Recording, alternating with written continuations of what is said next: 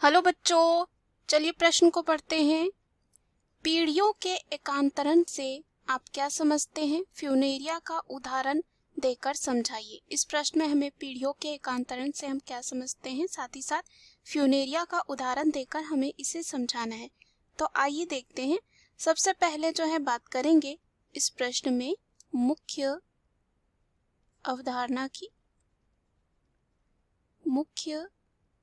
अवधारणा की बात करते हैं। तो इस प्रश्न में हमारे मुख्य अवधारणा जो है हो जाएगा पीढ़ी एकांतरण। अगर हम बात करें पीढ़ी एकांतरण की, तो ये क्या होते हैं? जो पादप होते हैं, पादप जीवन चक्र या बात करें पीढ़ी एकांतरण की, तो प्रत्येक सजीव के जीवन में जो है यहाँ पे क्या होता है, जो पादप होते हैं उनके कह सकते हैं जीवन चक्र में जो है दो प्रकार की जो है पीढ़ियां होती हैं। क्या होती हैं? दो प्रकार की पीढ़ियां जो है होती है और यहाँ पे एक देखा जाता है अगुणित,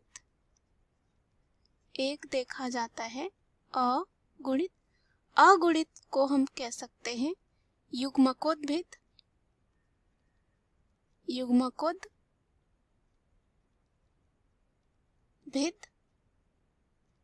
और यहाँ पे जो दूसरा होता है जो द्विगुणित होता है। क्या होता है? द्विगुणित होता है, जिसे कहा जाता है बीजाणुद भिद। तो अगुणित यानी कि यहाँ पे जो है जो गुणसूत्र का समूह होगा, यहाँ पे एक होगा यानी कि n होगा, वही द्विगुणित में क्या होगा? 2n होगा। तो क्या होते हैं ये दोनों पीढ़ियां जो होती हैं, बात करें ये दोनों पीढ़ियां जो हैं और पीढ़ियां जो हैं एकांतरण क्रम में जो है, ये दोनों पीढ़ियां एकांतरण क्रम में जो है पादप के जीवन में आते हैं। पादप के जीवन में जो है आते हैं और इस प्रक्रिया को पीढ़ी एकांतरण कहते हैं। विभिन्न पादप जातियों में जो है निम्न जो है जीवन चक्र पाए जाते हैं। पहला होता है अगुणित जीवन चक्र, दूसरा होता है द्विगुणित जीवन चक्र और तीसरा होता है अगुणित द्विगुणित मिश्रित जीवन चक्र। अब हमें यहाँ पे दे रखा है फ्यूनेरिया का उदाहरण देकर समझाइए। तो अगर हम फ्यूनेरिया की बात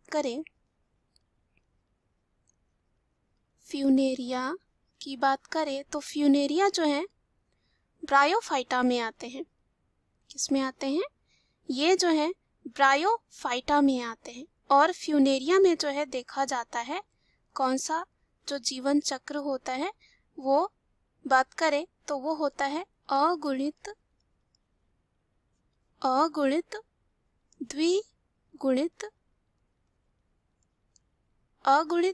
द्विगुणित या इसे हम कह सकते हैं मिश्रित जीवन चक्र। तो आइए समझते हैं इसमें क्या होता है। तो इस प्रकार के जीवन चक्र में क्या होता है, मुख्य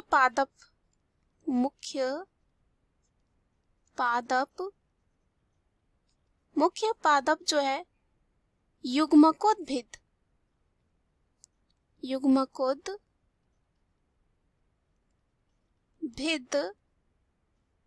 को निरूपित करता है और कह सकते हैं युग्मकोद्भिद पीढ़ी को जो है क्या करता है? निरूपित करता है। करता है, जिसमें समसूत्री विभाजन द्वारा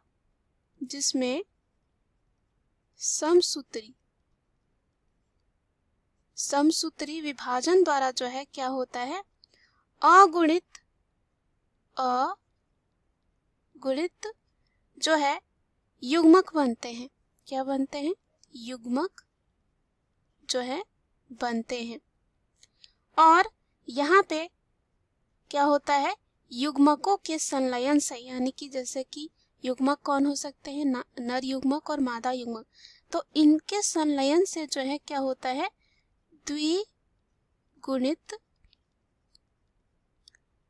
द्विगुणित जो है युग्मनज बनते हैं और कह सकते हैं इनका विकास होता है और ये विकसित होते हैं। उसके बाद युग्मनज से जो है आगे जाकर बनता है बीजाणुद्भिद।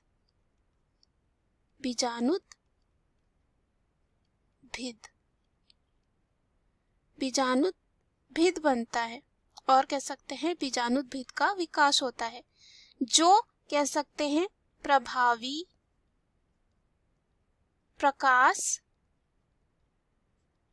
प्रभावी और प्रकाश संश्लेषी जो है संरचना होती है। क्या होती है? प्रकाश संश्लेषी जो है संरचना होती है। और कह सकते हैं इसके 3 भाग होते हैं, पाद होता है, साथ ही साथ सीटा होता है व कैप्सूल होता है। अब जो बीजाणुद्भिद होता है उसमें अर्धसूत्री विभाजन से जो है अगुणित आगे जाकर जो है अर्धसूत्री यानी कि अब जो यहाँ पे गुणसूत्र का समूह जो है यहाँ पे दुगना था, तो अब अर्धसूत्री विभाजन के द्वारा जो है क्या हो जाएगा, आधा। तो अगुणित यहाँ पे अंतिम में जाके बीजाणु बनते हैं। क्या बनते हैं? बीजाणु बनते हैं। और बीजाणु अंकुरित होकर जो है एक नया पादप या कह सकते हैं पौधा बना देता है। और हमने बात किया जो बीजाणुद्भिद का विकास होता है, तो हमने देखा जो प्रभावी प्रकाश संश्लेषी संरचना होती है और इसके 3 भाग होते हैं, जैसे कि पाद, सीटा और कैप्सूल। अब बीजाणुद्भिद में क्या होता है, अर्धसूत्री विभाजन होता है, उससे क्या बनते हैं, अगुणित बीजाणु बनता है और ये अंकुरित होकर एक नया जो है पादप बनाते हैं।